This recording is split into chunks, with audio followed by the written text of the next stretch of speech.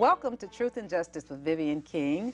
Tonight I have another very interesting story for you, but it's going to be through the eyes of lawyers tonight. They're corrections lawyers or parole lawyers is what we'll usually refer to them, and they're going to tell you a lot of things about the secretive parole board system.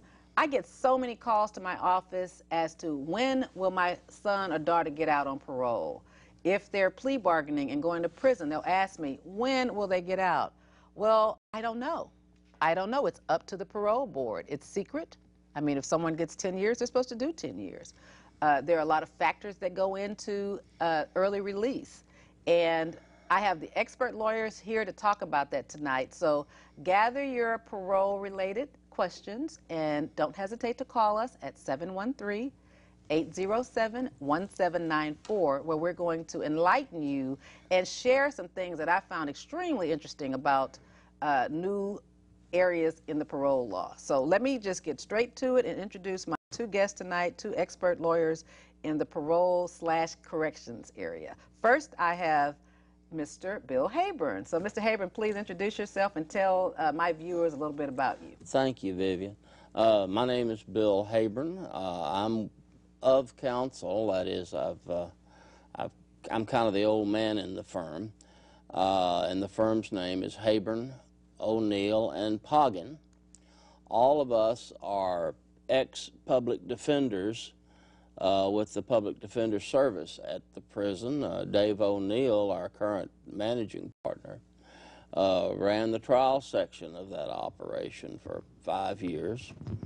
We have offices in Huntsville, and we have a office in Houston, although we are not down here enough days a week to comply with what the state bar says you must have in hours to justify advertising that office. But we do have an office, and for many years, when Sean Buckley was still with us, we did have a full-time office in Houston. What we do, Vivian, is, I think, much different from what the usual criminal defense lawyer does. We deal with those collateral consequences that arise from someone getting a felony conviction.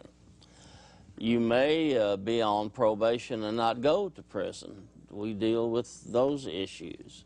If you go to prison, then there is just a barrel full of issues that can arise, from medical to time credit disputes to parole-related work, to disciplinary actions in the prison where they can take your time credit away from you, from, at times, prison abuse, from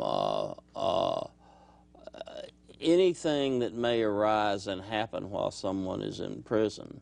It's an overlooked area of law. There are very, very few law schools that have even a survey course in the collateral consequences of a conviction. There are a few that have prison law courses, but that's kind of a different thing, although it's all part of the same.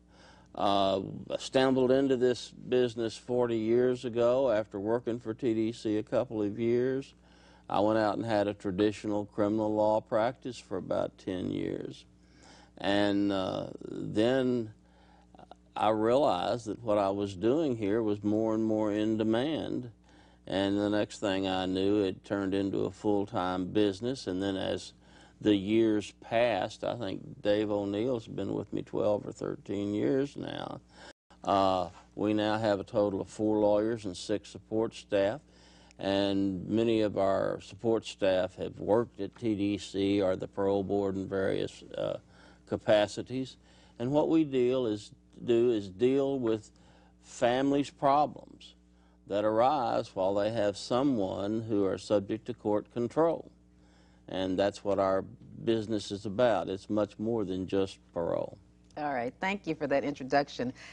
Dave, introduce yourself now to my audience and tell them a little bit about your background. You told me a good story off air. I think it's interesting, so throw that into your background intro. Well, I spent 21 years in the Marine Corps before coming back to Texas. I went to law school at St. Mary University while I was in the Marine Corps, started off in the infantry. I've run prosecution offices at the Marine Corps, and I've been the chief defense counsel at a couple of offices and was the chief defense counsel on the island of Okinawa when I did my tour there. But when I retired from the Marine Corps, I came back to Texas, and as soon as I landed in Huntsville, I saw a job at the prison system and applied for that. And within a few months, I was the chief of the trial section. So I headed up the section that defended inmates who got indicted while they were in prison and committed new felonies. Also handled the appeals and the writs, and then several years later, when they developed a section for the defense of civil commitment cases where sexually violent predators are brought before the court in Montgomery County to be civilly committed as sexually violent predators, our office provided defense services for them also, so I was the first acting director of that section. When I came to work with the prison system, I got to tell you, it was culture shock coming from the United States Marine Corps, where I found that first and foremost in everybody's mind was the protection of the individual rights of our sailors, soldiers, airmen, Coast Guardsmen. When I came to Texas, it was quite a shock. And I know the DSM lists culture shock as a diagnosis. I felt like I went through it. I went to work for the prison system, and it was the prison system defense service is actually within the Department of Corrections, the Department of Criminal Justice. The deputy director of TDCJ, Texas Department of Criminal Justice, used to make decisions on whether I could send attorneys to continuing legal education courses. That's crazy. We had to put in for our budget, competing with Internal Affairs, now Office of Inspector General, who was prosecuting our clients. We would have to compete for dollars with the rest of TDC. I always saw that as a conflict, and so my 5-year tenure with the prison system was a bit tumultuous. Once I left, there was a huge investigation of the office, and it got to one point where they moved the Office of Inspector General, who was investigating our clients, into the same building with State Counsel for Offenders, and at one point all the attorneys and the staff had to throw their shredding material into a box, which then had to go to Office of Inspector General because of the ongoing investigation. So, and what I found to be so crazy about that is now you're defending an inmate, but yet your trash, or your material, your work product, confidential information with your client that's thrown in the trash that you want to shred, rather, you can't shred, you have to throw it in the trash, and then they get to look through it. At that point in time, yes. That was after I left, but yes, they were doing that. And they took up offices in the same building with the State Counsel for Offenders, who were representing the inmates, and it had a huge chilling effect. Right, because now the prosecutors get to look at the inmate's information through their lawyer. I mean, it could happen now, and you're relying on the honesty or the dishonesty of the actual prosecuting arm going through the defense arm's trash, and you know, a good document can be thrown away just because you accidentally left the wrong name in there. You cut and pasted a document. Right. And we never had any indication that the material was improperly used, but you have to understand, we were TDC employees. The inmates already didn't trust us. Right. But, and no one said that the information would be misused, but the opportunity for misuse is there, and that's the part that most procedures, when set up, prevent misuse in just the demarcation of responsibilities and rules. So that's really crazy. Let's start talking though about some of the interesting things in parole. We just have 1 hour, and one of the most fascinating thing and most unfair thing that's going on right now is something called the Coleman procedure. And I want Bill to talk to us about the Coleman procedure. I'm just going to say a little bit, and that's this. A person in prison for a non-sex offender crime, when they get up for parole, can be put on, say like it's drugs or aggravated robbery, they can be released on parole and put on the sex offender parole caseload, where they have to register as a sex offender and go to counseling.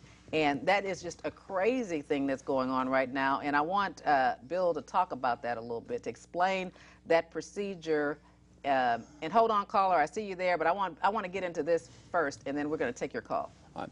The Coleman procedure was a case that arose as a result of a fellow filing a writ of habeas corpus, alleging that his parole had been revoked when he was placed on these particular. He did not have a conviction for a sex offense, but there had been something back in his history that had tripped a switch or a concern with the board, although he had never been convicted of anything. And they put him on sex offender conditions. He challenged them. There was a hearing where I think he was court appointed in federal court, and he lost. A lawyer up in Chicago who was working with a big firm and had been a clerk on the Fifth Circuit, I believe, took an interest in this case because the parole board was not giving this person any due process when they choose you as a potential person for the Coleman situation. And they're just saying, zap, you're a sex offender and you'll act like it and you'll go to sex offender treatment and all of this stuff. The guy didn't even get any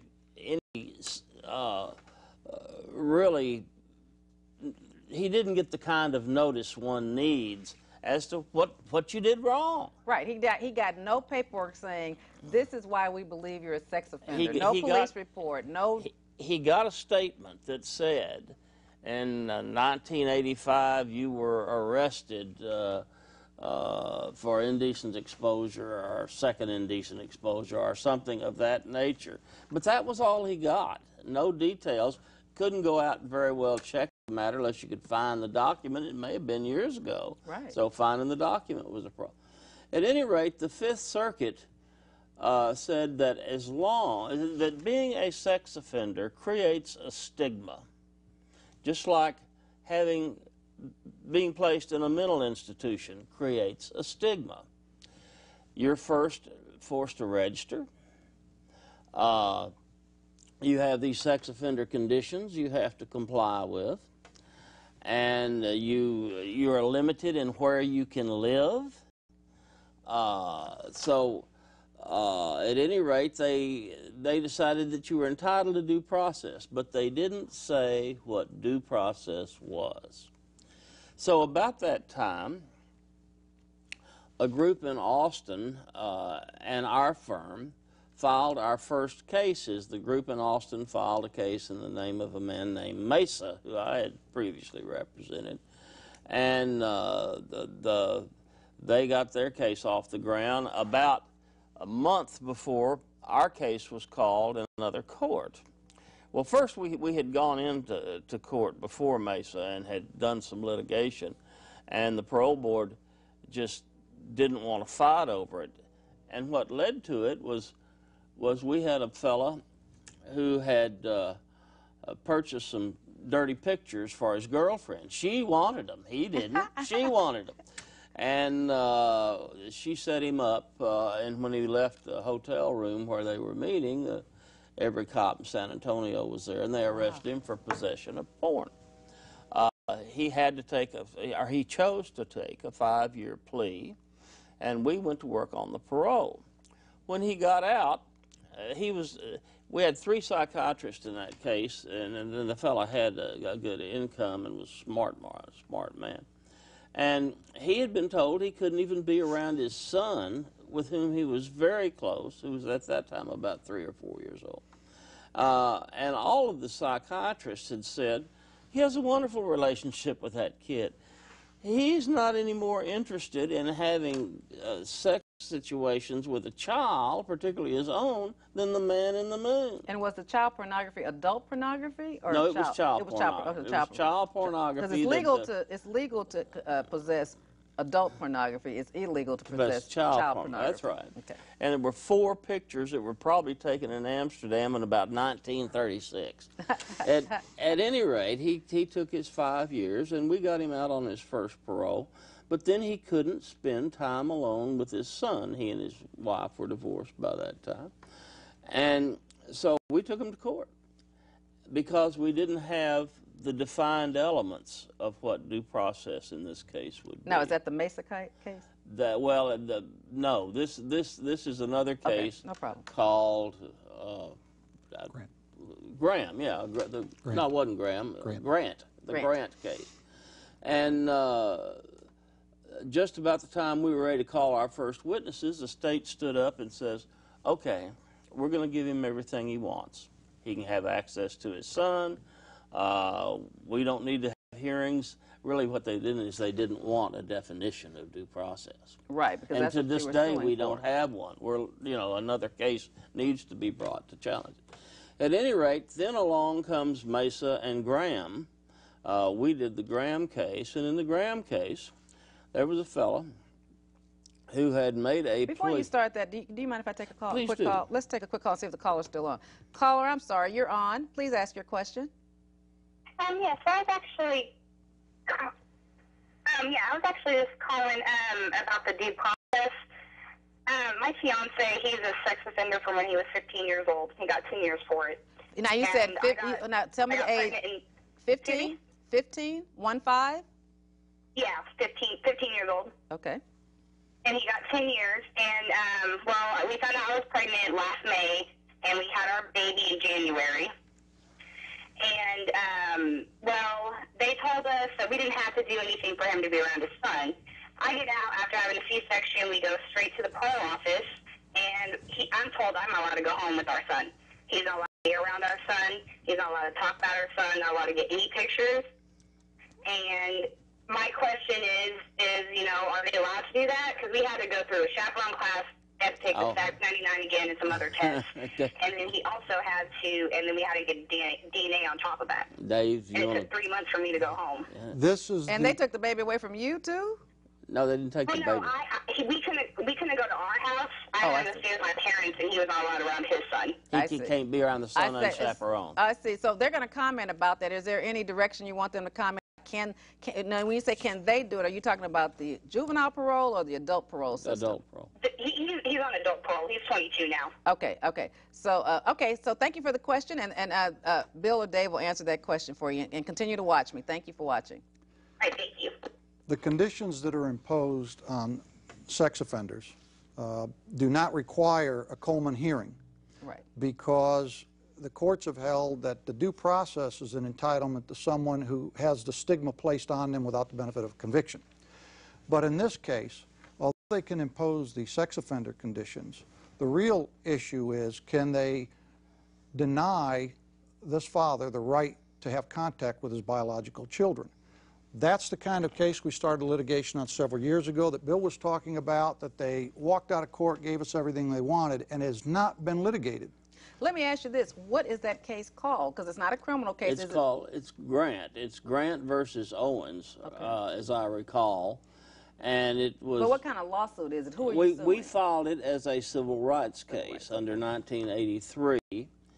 Now, of course, by them taking the stance, by the state of Texas taking the stance they did,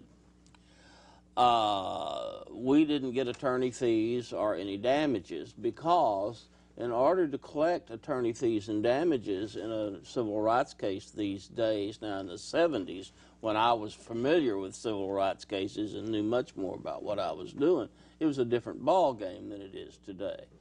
But unless you have a judge actually enter an affirmative order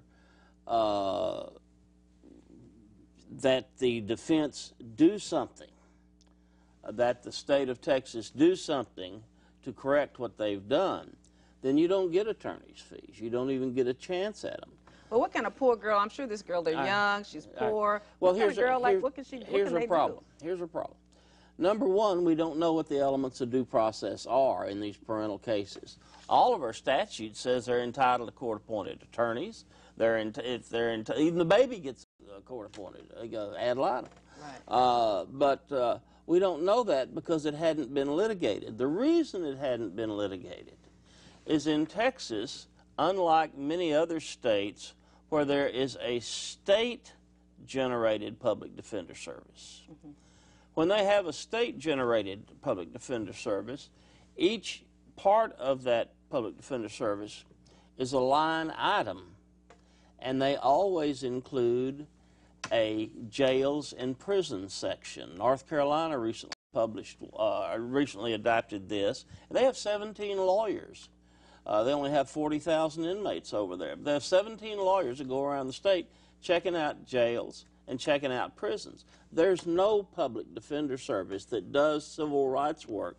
The public defender at the prison is prohibited from suing another state agency. Wow. So a person like her, I mean, unless young people, to me, what young people need to do is get involved with the political process and put pressure on your state representatives. So like if you are registered to vote, young lady, and you go and look up your Harris County voters registration, it'll tell you who your Texas state representative is. Not your one in D.C., but the local one, and put pressure on them to get that funding. This is, so many young people in prison are affected by the collateral consequences of prison that young people are going to have to take up this fight. Y'all are going to have to get organized and require your state representatives to put the money aside, like Bill is saying, so that there is a free way, a public defender way, to prosecute these civil rights claims. And let me continue a minute. There is a wonderful group, a nonprofit group, I think it's a nonprofit group, called Texas Voices. Oh yeah, I've heard of that. That she needs to know. You need to get on the computer and Google Texas Voices. It's run by Mary Sue Moliner in San Antonio. She does a great job. They're fixing to open a Houston chapter. And these are people just like you that are having the same problems you're having. So I would suggest that the problem with these is to litigate in federal court in a civil arena these days is expensive beyond the telling of it. I mean, like, how much would it cost? Approximately $100,000, or? Well, I mean, I'm just saying, and I'm not talking about lawyers' fees. I'm just saying, because I know that you have to do discovery, you have to pay paralegals, you have to investigate. Our costs on the Graham case, which the state did have to pay us on for our being out-of-pocket expenses, ran up around $80,000. $80,000. Wow. Let's stop for another call. Please hold your thought, please. Caller, what is your question? Yes, my name is Melvin Green, and I have a similar situation to the Coleman thing. It's not really related to Coleman, but however, I was in TDC. I released December of this past year, and what had happened to me, I know a little bit about law, so I challenged the urinalysis procedure in TDCJ, and I had the individual that was doing the testing got somewhat pissed off and wouldn't let me take the test because I was challenging him on it. Now, let me make sure I understand the test. The urinalysis, is that what you said? Yes. Okay. A drug urinalysis. A drug urinalysis while on parole or while on parole? Before I was released. Before you were released, okay. Yeah. And he wouldn't let me take it. Therefore, I got a refusal as if I just flat out refused to take the urinalysis, which wasn't the case.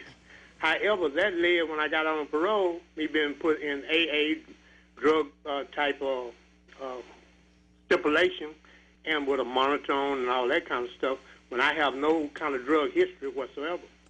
So I was. So you're frustrated at the fact that you are on this drug supervision when you've never had a drug problem. Dave, that is correct. We see these. And you were in prison for how many years, Melvin? 23 and a half years. Oh, me. Yeah, he's on life parole. Yeah. He's on life. It's typical that they're going to put a restriction on use of alcohol on any parolee. As far as taking the urinalysis test, it's like any other provision. If you want to challenge the provision is... I challenged that when I was in the system because the way they do it, they definitely violating those prisoners' rights. And I knew this here, and I had pretty much evidence. What they was really doing, like they give you urinalysis, you know, where you're in the cup. And if it's showing the thing that, you know, something may be in your system, what they would do, instead of sending it to a toxic laboratory, they would turn around and just give you another urinalysis with another top on the deal that shows the same thing. Now, this is where the color changes in the top? Right. Yeah, okay. I've actually taken one of these cases all the way up. We tried to take it to the U.S. Supreme Court. We lost in federal district court, and our argument was that Thank you for your call, Melvin. We're going to keep answering the question. Keep watching, baby. Melvin, our argument there was that, as you're suggesting, that there should be some confirmatory test required other than the way the prison system was handling the cases. But the court held no, and there's some case law out there with employee-employer relationships, but the court was not going to, in the Fifth Circuit, require that the prisons do a confirmatory test. The Supreme Court wouldn't take cert on it.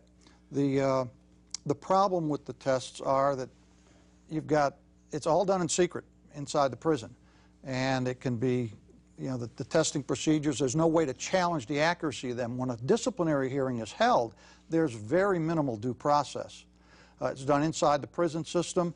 You have limited rights to call witnesses. You have limited right to see your evidence. There are some rights, but very limited. And then you can only take the case through the federal court system to challenge it in very limited circumstances. If you have certain types of offenses, the federal courts won't hear it, and the state court will never hear a writ challenging a discipline unless there was a taking of money from the inmate. The state courts have just stopped. They do not hear any challenges to prison disciplinary, although I notice there's a new movement afoot by some guys trying some civil stuff that they at least got one sent back to the trial court on it, so we'll see. But normally you have to file a writ in the federal courts, as you would. And that's very difficult because, that's very expensive. Let's take one more call before we keep talking.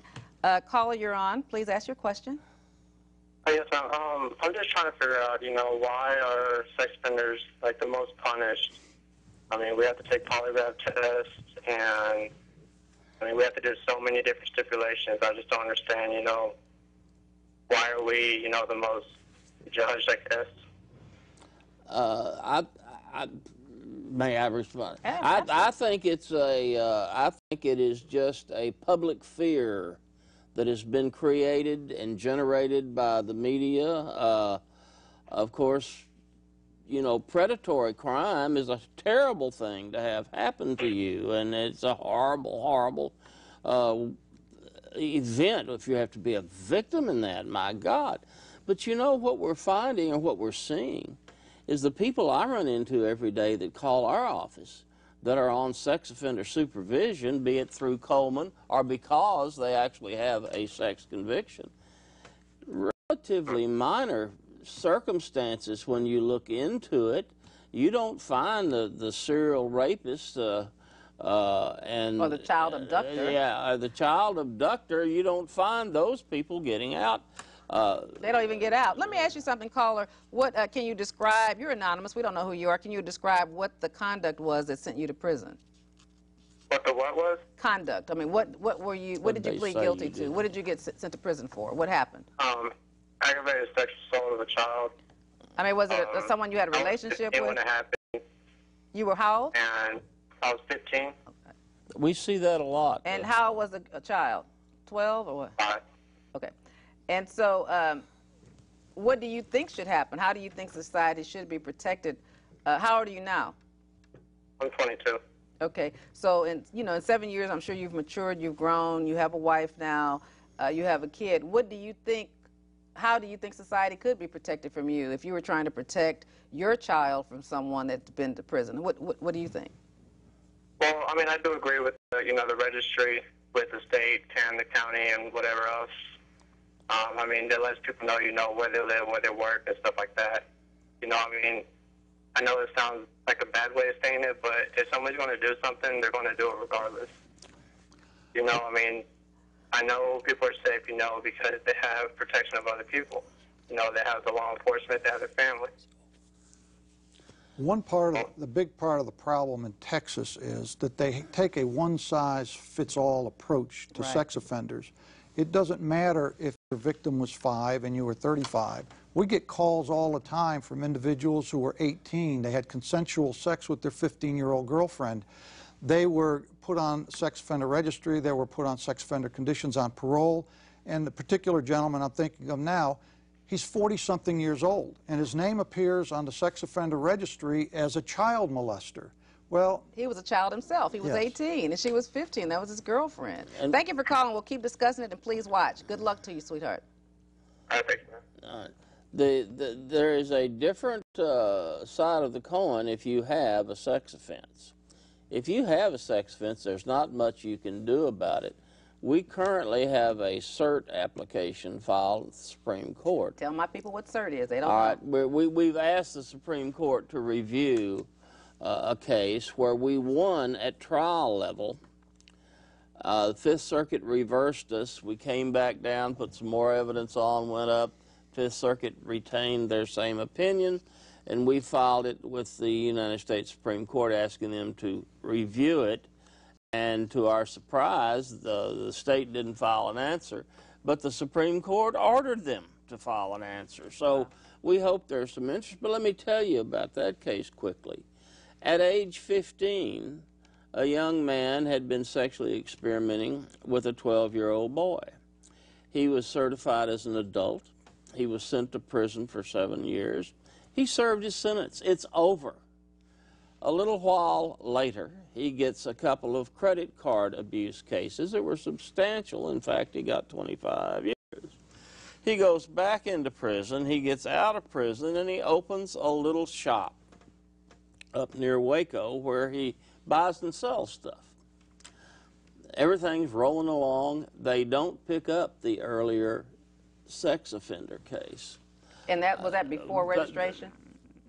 No, this is currently. I mean, he gets out of prison. I'm just saying, but when he got out of prison, usually you have to register immediately. Was it before the law required it? They didn't even snap that he had this as a 15-year-old boy been certified. That never crossed the parole board's awareness. I see. Because as a kid, because sometimes as kids they make them register. Yeah, but he was old enough, I believe. It must have been too long ago before they had to do it. At any rate, some 20-something years later, this guy goes to his parole officer and says, "I'd like a little more freedom here with the tight noose you got around my neck." And the guy says, "Well, I'll see if I can't do that for me. You've been behaving well. You're doing well." So at that time, some almost 30 years after the fact. Oh, my goodness. With no new sex offenses that I recall, they come into a store and they say, "Give me your computer. Put this leg monitor on. You cannot even date other people with whom you may be intimate without your parole officer's approval, and you can't use a computer." And listen to what he's saying. Now, remember, this person went to prison for a credit card abuse case, not for a sex case. The sex case happened when he was a juvenile, only was 12. 30 years before. So 30 years before. So now on parole for credit card abuse, where he's on parole for, like, say, almost 20 years because he had a 25-year sentence, right. They're reaching back to his youth and adding these conditions to a parole that's credit card abuse, and he can't live his life. Well, he can't have sex with someone without their permission. We agreed to let the magistrate hear that case, and we won a summary judgment on it. The state appealed it to the Fifth Circuit. And so our position is several other circuits have said there are so many filters and protection systems for our computers now, and I believe the judge in his comments said something in his order about not having a computer in today's business is like not having a typewriter 30 years ago. And there are plenty of gadgets to control that. And, you know, when it comes to having an intimate relationship, who knows when that's going to happen in a relationship, when that spark happens. So at 11 o'clock at night, you're at your girlfriend or your date's house. Your date's house, yeah. You know, things turn hot. You're supposed to call your parole officer and get permission first. To do something that's a human desire? That's crazy. Well, most courts and other circuits have said that it's crazy. But you see, none of this area has really been tapped much by the Supreme Court. Yeah, and we don't do it in Texas because the cost of it is prohibitive. We have no public defender service that deals with probationers and parolees who can come in and do something. And then, you know, in the other states where they have these programs, things run much smoother. Let me take another call, and then we'll try to tell some more good, interesting stories. Caller, you're on. Do you have a question? Thank you, Ms. King, for covering this subject. That's the main thing. I appreciate your going into this area on your program. And the two attorneys there. Now, what I'm hearing is that there is so much madness in this whole process. And I know that every time the legislature meets, it's kind of like a world-class rednecking contest. So the question is there any light at the end of any of the tunnels where sanity can apply to these kinds of cases? And I'll take my answer by watching the television and not hold up the phone. Thank you, Ray. Thank you, sir. Yeah. Caller, we don't know who this is. Somebody just suggested it might be someone. But thank you for your call, and thank you for watching. You want to start talking about it, Dave? Well, the Coleman litigation is trying to bring some sanity to it, at least for those not convicted. You could see how difficult it is for those who haven't been convicted of a sex offense. So now, remember when we talk about Coleman, viewers, that Coleman is a case that is the name of a man that started his case pro se, appealing the fact that he had to register as a sex offender after he got out on parole when he was not in prison for a sex offense. So whenever we talk about Coleman, this is for someone not convicted or in prison for sex, but on sex offender probation. Parole. There is some hope. Although it took years after Coleman, we went into court, the Mesa case, our case, the Graham case, and we got rulings that due process was required, and basically it runs akin now to the due process required at parole revocation hearings. Jennings is a case where we're trying to go one step further, where we're trying to say, okay, yes, you have a sex conviction, but he was a juvenile. It was 35 years ago. So we're picking away around the fringes for those individuals, but you could see how long it takes. It's like a glacier. Okay, the pace is glacial, and it's going to take a considerable amount of time. Now, let me give you another example. There's another case out of the Third Circuit, and it's a big, long name that starts with a D, and I can't remember it.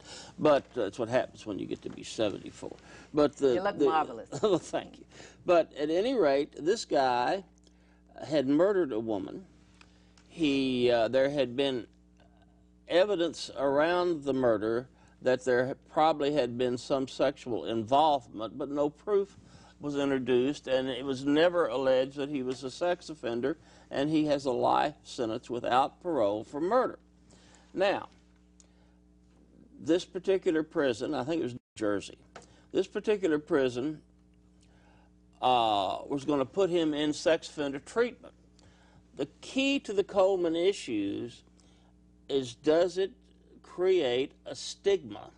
If it creates a stigma, then you're entitled to due process. If it is a humiliating type of experience, I think losing your child would be another stigmatizing. Being in a mental institution is another stigmatizing. Or not being able to visit your child, right.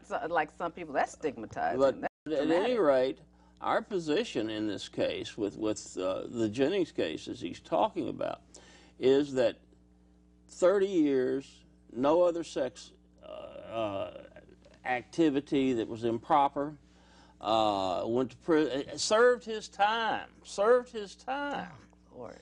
But we have a board that just doesn't care, and they're going to do all they can to. They've done some other things that just blow my mind to avoid having to have these Coleman hearings. We've been getting letters about them telling them if they don't sign waivers to the Coleman hearings while they're in prison, then they will withdraw their approval for parole. So that's just basically blackmail. That's blackmail, and I don't think that waiver would be worth a damn. But right. You know, our little firm can't litigate these things for free. You can't afford to litigate these things, and the big firms downtown don't want to come help you much because it's not a real popular subject. And like the other caller asked about why do they do this to us, they do it because there's a serious misconception. And you're starting to see it in some of the media now. Especially when a child, like one of the callers, he's 15. Obviously, it was him that called and his wife that called because they're trying to create a marital situation with the child and get over whatever happened when he was a kid. We have had sex offenders contact us because they've been told that they can't have any contact with the person they want to marry. And we've had to advise them about how to go through all the legal gymnastics to avoid getting revoked to a proxy wedding, because they don't need approval to get married. That's a constitutional right. But yet, there are many folks in the parole community who don't understand that. Hold on, let me take a call, please. Caller, ask your question, please. All righty. these people are making incredible decisions to put people on sex offender registration requirements. I'm just curious, how much training and education do they have when it comes to treatment of sex offenders, and how much time has actually been spent to determine if this problem is or if this individual is a threat to society or not? What a great question. Thank you. Let's try to answer that. I think it's a dart throw. I do too, and if you YouTube one of my other shows, I have it on YouTube under the account of Vivian R. King. I have a sex offender who came on in disguise, Jane Doe, who is on probation for sex offender, and she tells me it's a cash cow. Well, she didn't tell me that, but it's my understanding that these, say like if a therapist is getting paid $100,000 a year, and they never try to make the people better. I mean, what job is there with no accountability? You have this contract, and she said every time she tries to get better and figure out ways to deal with the triggers, because hers was a teacher-child inappropriate touching, they say, oh, you're just an old nasty sex offender. So the therapists don't even have to try to help them, which is awful. Tell them what we found about that. We have, the process in the Coleman hearing is that you get notice that you're going to go to a sex offender treatment provider to get assessed, to get an evaluation. Well, the problem is those folks have a financial interest in determining that you need further treatment. And because as soon as you are required to go on treatment, they or one of their local community sex offender treatment providers, and in some areas there's very few of them, they're going to then put them on their list. And the longer they keep them on, the more they're getting paid, because they're getting paid a certain amount of money for each individual that comes to group therapy. Through the government? Yes. Well, they actually have to pay. They have to pay it. Oh, it's $35. Well, some of them I know about are $35 a week. And we have heard some awful stories. One where a sex offender treatment provider turns the class over to a sex offender to run the class, and then he sits there reading or writing. It's just incredible. Let's take another call, and we are going to, I mean, this time is going fast. We say we have 15 minutes, and I have to ask 2 questions about other things, but let's take one quick call. Caller, you're on. Yes, thank you for taking my call. I would like to ask, why is there no registry for murderers? I would rather live next door to a sex offender than a murderer. Thank you. Thank you. Well, just give the legislature a little time. I imagine we'll have that. Now, seriously, I don't know that this, you know, they have registration in England, but it's not a public registration. You have to register. And law enforcement keeps up with where you are. I think that's a good idea. Because the problem is the public misuses the information. Because do you want someone that's 15 that goes to prison and they're out when they're 18, never to be able to work, always to be stigmatized, they can't contribute to society, when it might have been some teenage experimentation? We've all experimented sexually as teenagers. But sometimes, I mean, things are reported now that were never reported, you know, 40, 50 years. I mean, I'm 53. In my time, wasn't reported. And that's what's awful, is that there's no psychiatrist, there's no delineation between child experimentation, because there's very few sex offenders that are actual predators that go kidnap a kid. But it's like you're treating everybody like that. And the revocation rates for these people are really rather low. In Texas, they're a little higher than nationally. But nationally, these people don't go commit another sex offense again, and if they do, they don't get caught. But, you know, then you got your residence problems that come with it. They can't live within 1,500 feet. Then you got city councils, and this is just now being attacked by our friend up in Denton, Richard Gladden, who's been trying these civil rights cases with me. But we are challenged. Richard is challenging in Louisville, Texas. They have a rule that you can't live within 2,000 feet of a school or a place where children gather, or that sort of thing. But what if you have a child that you want to take to school or go to a PTA Well, meeting? you can't do it. You can't do it. All right. Well, but anyway, Richard has challenged all these because all of these local government sanctions that exceed what the state sanction are illegal anyway. Because once DPS publicizes who you are, then every little entity can add their own little rules to it. Every city can have different... that's what we're saying. They can't. But they're doing it. They're doing it. But without the money to challenge it, you do it, and then you have to challenge it in court. And think about it. If we could get a couple of really good psychiatrists who have the expertise to be recognized as experts. And if we could get them to do a study of the qualifications of a bunch of these sex therapists, they don't want to show up for these Coleman hearings. Believe me, they don't want to show up. And I bet a lot of these therapists have connections with people who give the grants and dish out the money. They have connections with a person who is going to be, you know, paying their salary. Just like everything else, I bet it's political. And they have a mindset you wouldn't believe. We actually had a client who was in a group, and that therapist requires that any individual in the group who's going to masturbate has to have a approved masturbation plan. Now, These are the kind of crazy calls. Who's going to approve the masturbation plan? The treatment provider. Now, that's crazy. That's a kinked up. Oh, that's crazy. Hold on, let's take one more call, and then we're going to try to hit on a couple other issues. Caller, you're on. Hello? Hello, you're on. Please ask your question. I'm sorry, I didn't hear you. I'm just curious about monitors for sex offenders, and if there's a limitation or a length of time that they're to be on monitors. Now you're talking about the GPS, like the ankle monitors that are connected to GPS systems? Yeah. Oh, yes, ma'am. We'll answer that question. Thank you for your call and for watching the show. I've seen one of them told me in a phone conversation last week or two he'd been on one for several years. I mean, longer than you would normally suspect.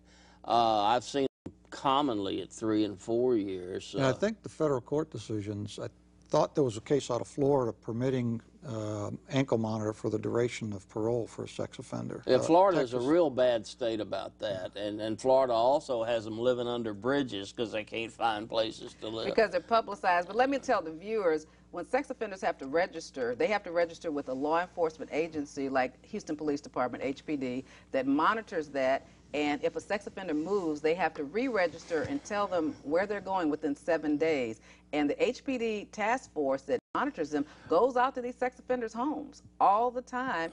And if they're not there, they catch a new case for not registering as a sex offender. And that's what's so horrible about people who are on parole for non-sexual offenses having to register as sex offenders, because if they move, and a lot of times when people are poor or they're on parole, their circumstances change a lot. If they move and forget to go and, you know, register their new address, and the person comes out and looks for them, then they get a new case and they're back in the system again, going back to prison for not registering as a sex offender when they didn't go to prison for sex offense in the first place. That's when it becomes so nonsensical. I believe that directive is now changed, and that they've taken out sex offender registration from Special Condition X. There's a separate condition for registering as a sex offender, and the directive requires that they do have a sex offense conviction. But they had been requiring it at one point. Okay, well, that's good. Let me ask a little question that's off subject, but I get this question all the time from mothers whose sons are doing long sentences. Can I get a time cut? I tell them everything is legal. I've never seen it in a code book. I know in federal it might be, in state I've never seen it. Please answer this question. It's in the parole board regulations.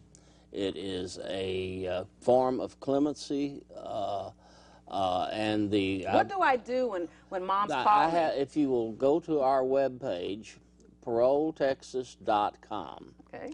There is an article that we wrote that was published in the Voice for the defense. Okay. And while it's several years old now, the procedures are exactly the same. The administrative rule numbers that are in that article may have changed, but it is a procedure. I've gotten several of them, but they're very, very rare and very difficult to get. Please, quickly, because we don't have much time, explain what it is when you get a time cut, and just take us through a case that you've done it with. First off, they're as rare as hen's teeth. You might see 3, 4 granted a year. And that's for all the people? That's for everybody that applies. And how many people approximately applying for parole? I mean, applying for time You know, cut? I looked at that, Vivian, a couple of weeks ago, and it's right here in this book, but I can't... Just guess. Less than 100. Okay. And of that 100, maybe 50 of them fill out the paperwork right. But you don't get through. You have to have the willingness of the current elected DA, the current elected sheriff, and the current elected judge of your court. 2 of those 3 must be willing to sign a document on their letterhead that you were convicted in this court of this offense, the sentence was X, that sentence now appears excessive due to the fact there was evidence available at the time of the sentencing that was not presented to the court. That's the limitation. So that's almost like ineffective assistance of counsel. There was evidence available that your lawyer that didn't get neglected and didn't give to the judge. And would have made a difference had the court known of it. So you got to speculate a little bit. So that's almost like something that you would put in a writ. And then you've got to recommend what the reduction should be from 25 years down to 10 years. So is this something that the prisoner fills out, or do they pay a lawyer to do it for them? Well, lawyers do it. We are very careful about those cases we take. You look at the application form that you get off the Parole Board's webpage, and I will assure you it looks like, oh, we can have this done this afternoon.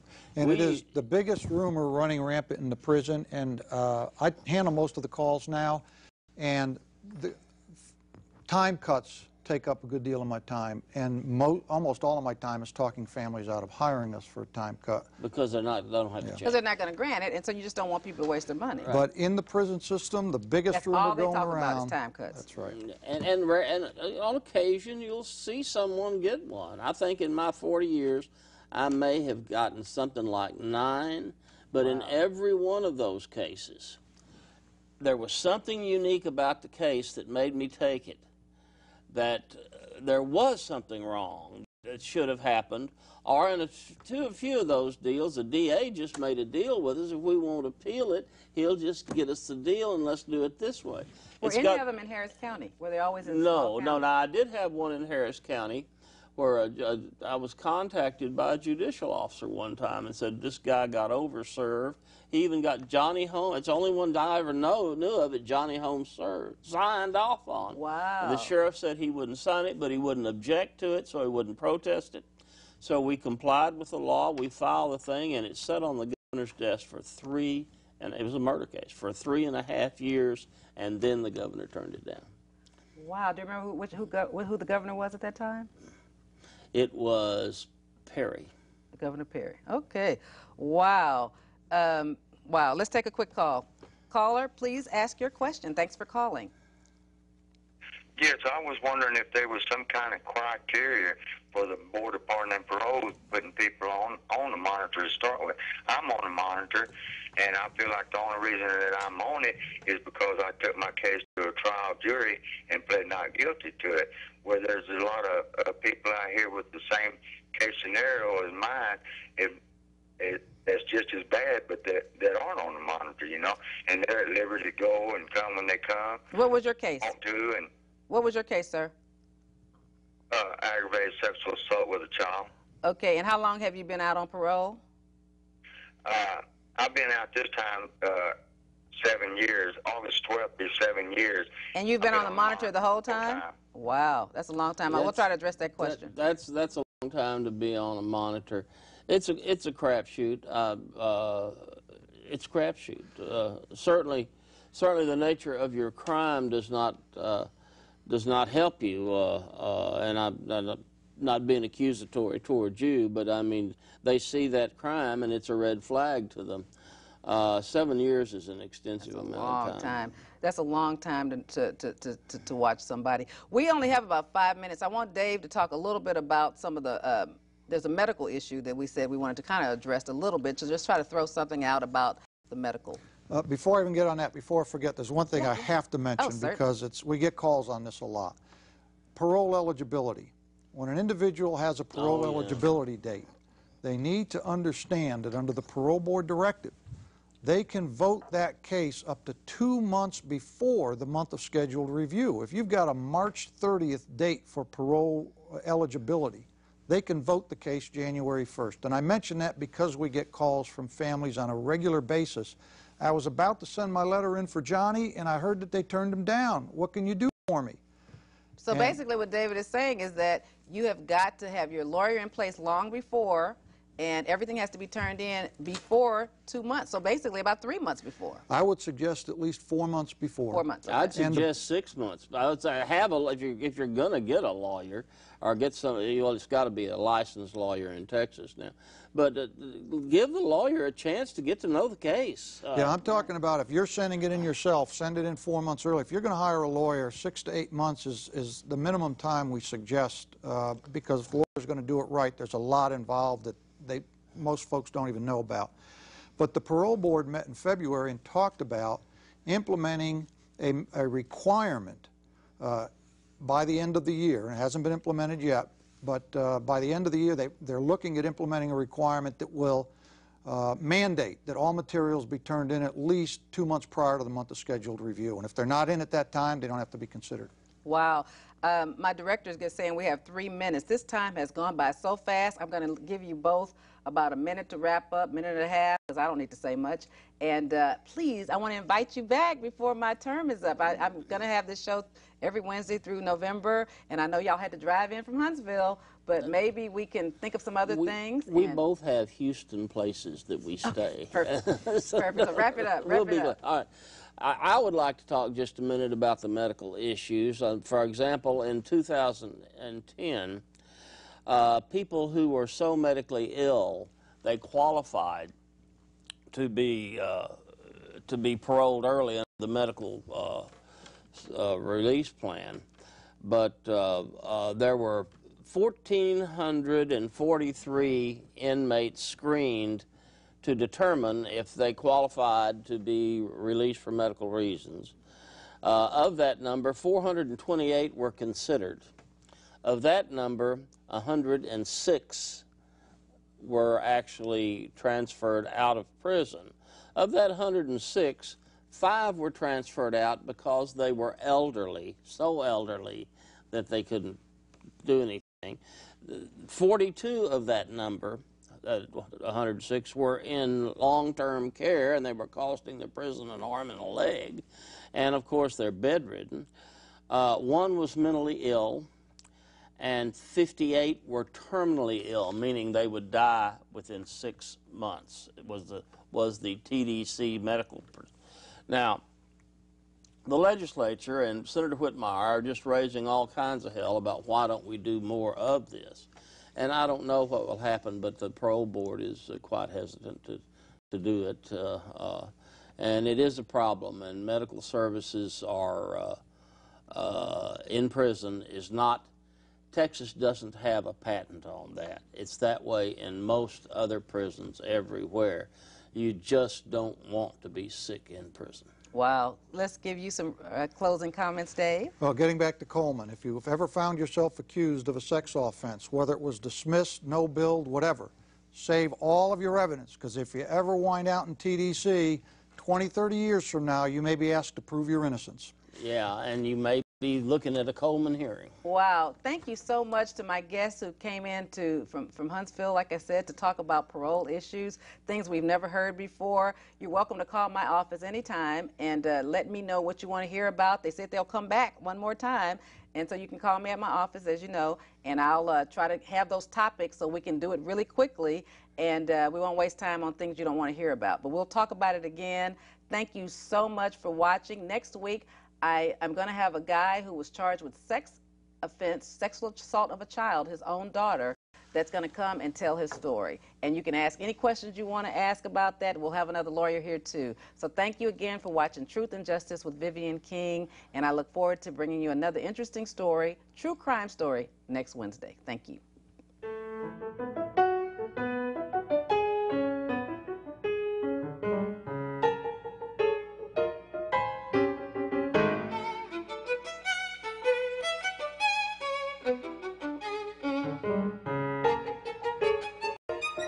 Thank you.